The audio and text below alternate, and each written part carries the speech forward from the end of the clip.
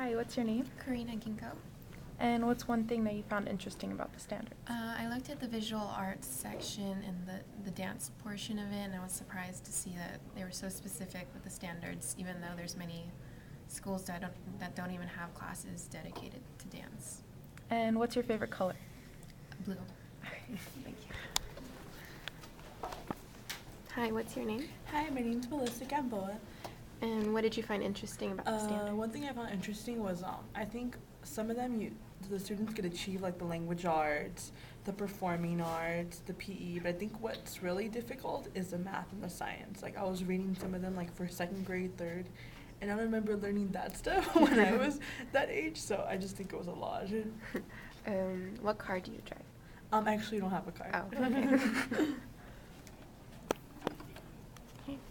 Hi, what's your name? My name's Karen Morales. And what's one thing you found interesting about the standards? I really like the Braille part because, like most people emphasize on deaf studies and all that stuff, and I think it's interesting that they include the people who are blind, children who are blind. That's cool. And what's one interesting fact about you? I write poetry. Oh, okay, that's cool. Hi, what's your name? Allison Bubar. What's one thing you found interesting about the California standards? I found it interesting that teachers do have the ability to plan their lessons plans however they feel right, but I do find that it's strange that they have such high standards for elementary school. And what are your hobbies? I like to fish a lot. Hi, what's your name? Rachel McDonald. What did you find interesting about the standards? I found that the intentions were good.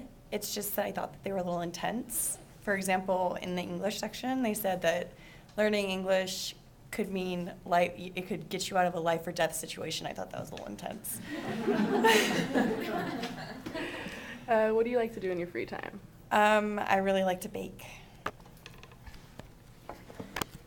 Hi, what's your name? My name is Jordan Haas. Okay, Jordan. What do you find interesting about the standards? I liked how gradual the lesson plans were for the state standards because, for example, in math, the first ones is just figuring out like numbers 1 through 10, and it progressively goes into addition, subtraction, and multiplication, division in third grade, and so on and so forth. Okay, so what's your favorite animal? Ooh, I like elephants. Nice. Hello, what's your name? Hi, my name is Jenny Yee. Ooh, what did you find interesting about the subjects?